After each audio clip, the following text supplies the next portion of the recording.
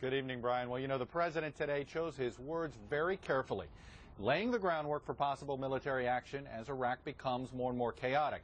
But he also had a clear message for Iraq's political leaders. Any American help comes with conditions. In a hastily arranged press conference, the president outlined his options, quickly eliminating one of them.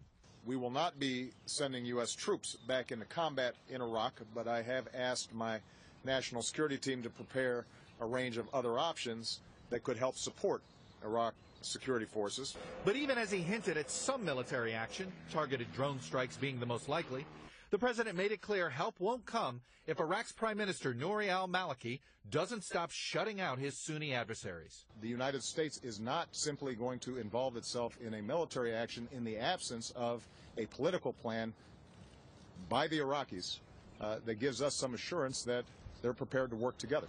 And the president didn't stop there. He went on to blame the Maliki government for the abysmal performance of its security forces. The fact that they are not willing to stand and fight and defend their posts indicates that there's a problem with morale. Ultimately, that's rooted in the political problems that have plagued the country. And illustrating how this crisis has created strange international bedfellows, the president actually called on Iran to help, though he never mentioned the country by name.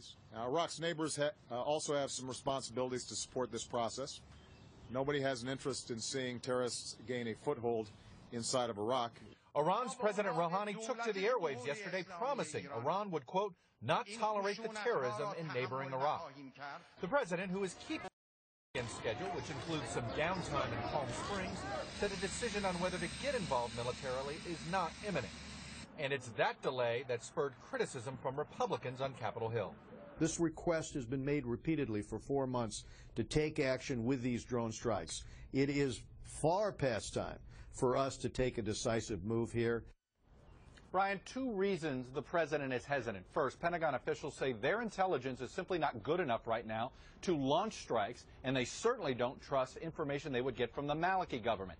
Second, of course, is this president won 2 elections by promising and then delivering American withdrawal from Iraq. So, Brian, the last thing he wants to do is go back in. All right.